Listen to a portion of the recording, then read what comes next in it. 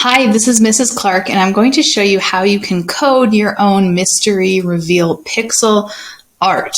So we're going to be using this adorable little tree today, and you can get this template with the tree already made if you click on the link in the description. And there's also a link for the full winter set, so you can get all these different designs. And what I mean when I say mystery reveal art is something like this, where as people answer the questions, if they answer them correctly, a picture pops up and it's color by color or pixels by pixels, and it ends up with a final picture. So that's what we're making with the tree. Now, if you don't have the tree, you can also make your own picture because I'm just showing you how to code in general. But you want to make sure that you have your picture already done. Also make sure that it's set to 75% instead of 100 because it's just easier to see at 75. We're going to go ahead and get started. Now, if you look over here on the left, there are 9 question boxes and 9 answer boxes. The first thing that you want to do is write out your questions and answer them ahead of time. So go ahead and do that now. Okay, so I wrote in all my questions and the answers, and I'm going to go ahead and start coding. What I'm going to do is I'm going to code the answer box. Don't worry about the question boxes anymore. We're done with them. So when I code the answer box, I'm going to say, if the person puts the number 9 in this box, then I want it to turn brown, green, whatever. And so in the code, I just have to say, what box am I talking about? And what number or answer needs to go into it, and what color does it need to be. So let's just take a look at this box and figure out what we would call it. Every single box has a name. So this box is called B because it's in column B. And then come over here to the left and see these numbers. Take the first one. So this box is called B4. This box is called B8. This box is B12, B16, B20, B24, and so on. So that's the name of the box. What needs to go into the box for the code to work? The number 9. In this box, it needs to be the word Denver. In this box, it needs to be the number 14. Okay, so I know the name of my box, it's B4, and I know what needs to go into it, which is 9. And then I'm just going to pick one of the colors that I want to start with. So I'm going to start just with this regular green here because there's a lot of it. But I want to do this color here, which is green. And I'm going to come up and find the color. So, oh, it's the first one. Perfect. Okay, so I just need to remember the main green is that first one there. Okay, now I'm ready to code. The code is down here, and you can write it down on a sticky note or something, but it is $ or equals $ column, that's B, $ row 4 equals answer. So it's going to be B4 equals 9 with the $ and the equal signs in there. Okay. All right. So I'm going to click on the box I'm coding. I'm coding the answer box. Then I'm going to come up to format and hit conditional formatting. And this little formatting window will pop up that I'm going to be using the whole time. The first thing I'm going to do is set the color that I want it to turn. Click on the paint bucket and find the color. So it's a good thing that I checked ahead of time. That just helps. I know what green it is. It's the first one. Cool. So I've said that I want it to turn green. Now I need to write the code. So I'm going to click on this. It says format cells if ... Click on this. Come all the way to the very last one. Custom formula is, because I'm writing my own custom formula. Click here. Now you're going to write the code. Equals $B, $4. Remember, B is the column, 4 is the row. That's the name of the box. And then equals, and put the answer, which is 9. So what I'm saying is I want you to turn green if B4 has the number 9 written in it. The last step is to hit the range here. So it says apply to range. So I'm going to click on this. And you can see that that box with the 9 in it is already selected. I don't want to lose that. So I need to hold down Control, or if you're on a Mac, hold down Command. So press that and keep holding it down. And then I'm going to come select the other greens that I want to add to the code so that when you put the number 9 in there, it changes that box green, but then it also changes part of the tree to be green. I'm not picking them all because I have a lot of questions. So if I used up all the green right now, there would be not a lot left at the end to work with.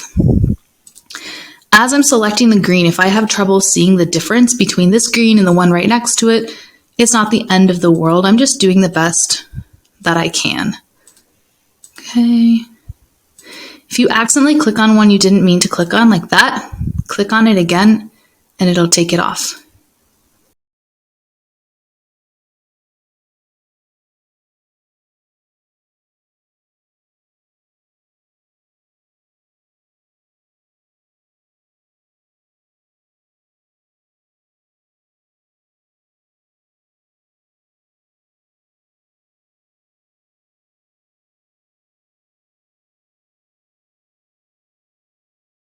I've selected a bunch. I'm good with it.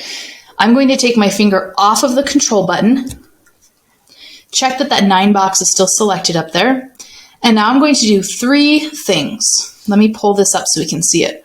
I'm going to hit OK on the data range, done on the code, and then reset the pixels. So OK, done, and then click on the paint bucket and hit reset. Okay, I'm done. And now I'm actually going to test it. So click away from it, come in here, delete this box. I just hit delete on my computer, backspace, whatever you use to delete. There it is. Now put the 9 back in. There we go. So that one is successful, but I don't want to leave it there because then I'm going to keep clicking the same ones over and over. So I'm going to delete it. Okay, I'm going to come through and keep going. So let's do the 4. I'm going to do the mint green. And you can see there's a mint green and a light mint green. So there's mint green and light mint. Let me click on it just so I can see what it is. There it is. Okay, it's the second one. Click on the box you want to code. I want to code this 4 box here. It's called B8. Come over to conditional format rules and hit add another rule. Or if that box disappeared, come to format and hit conditional formatting. I have the box here, so I'm just going to click add another rule. And now I'm going to pick my color that I want it to turn, which is the darker of the 2 mints. Now I'm going to write my code. Come all the way down to custom formula is equals $B, $8 equals 4, because that's the answer. Now, technically I've coded that box successfully, but I need to bring some of the other ones along for the ride. So I'm going to hit select data range, move this out of the way. Don't lose that 4 box. Press down Control with one hand.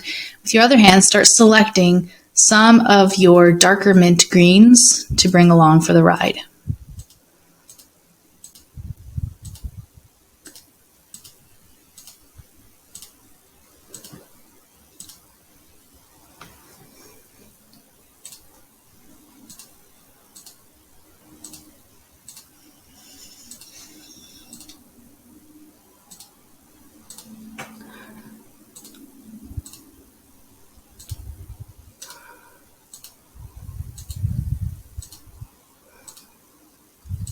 Okay, take your finger off of the control button or command button. So now I'm not touching anything, and I'm going to do my 3 steps. So I'll select OK on the data range, and I have to pull this up because it disappeared. I'm going to hit OK, and then done on the code, and then come up to the paint bucket and reset those. If you don't reset them, then they'll stay green no matter what, and that's really frustrating. Now I'm going to test it by deleting and clicking off of it. Let's check both of these. So put the answer in, and then you have to actually click off of it for the colors to pop up. There we go. And then check this one. There we go. So they were both successful. So I want to show you with this one, the next one, you can see that the answer is a word. It's Denver instead of a number. And if you use a word, you just have to put it in quotation marks in the code. So I'm going to show you what I mean. So I'm going to do the darkest green. Let me click on it and just see where it is. It's that one in the middle there. It's pretty easy to see because it's so dark, right? Yeah. Okay, so click on the box you want to code. Click add another rule or come up to format and hit conditional formatting.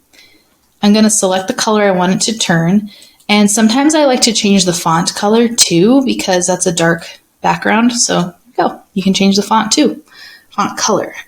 Now I'm going to write my code. So I'm going to do it the same way as usual. Custom formula is equals $B, what is this one? 12 equals. Now the answer is Denver that I want them to write in, but I have to put it in quotes because it's a word. That's just the way the coding works. You have to put a quotation mark at the beginning and at the end. And if you don't do that, it won't work.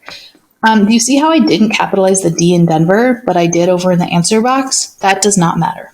Okay, now I'll just come and select my data range.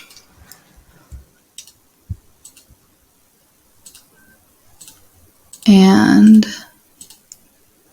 yeah, and then I'm just going to keep going from here. Something that you want to keep in mind is just kind of as you go, count and see like how many questions do I have left? Like, oh, I have 6 more questions to go and I have 6 colors, then I'm going to do 1 color per question so that it finishes at the right spot. Or, oh, I have 6 questions to go, but I only have 4 colors.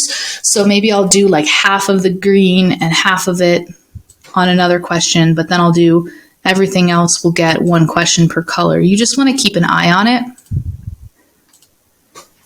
Okay, done, or okay, done, reset. Click away from it, click onto it, delete it. Click on it again and test it. Click away. There we go.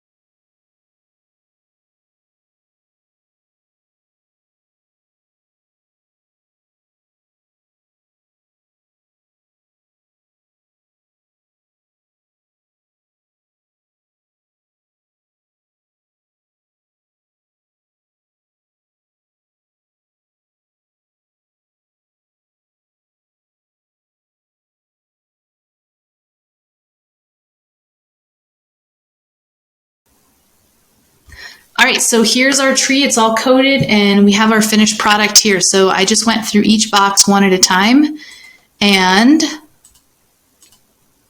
coded each one. And then if I want to make sure to delete each answer key before I send it to somebody. And it can help too to make a copy of it before you send it, because sometimes if I just send this one to people, it might like flash the tree at them real quick before you start because it remembers the tree. So if you make a copy of it and then send the copy to people or assign the copy, then it's just a clean slate and the code won't reveal itself. I can also close this window down here. But yeah, this is all ready to go. So I hope you have fun with this. Remember, if you click on the link, you can get this tree design. And then if you click on, there's another link that'll take you to the winter pack. So you'll have all these fun ones that you can code, and they all come with their own video to help you through it. So let me know too what other questions you have, and I hope you have fun.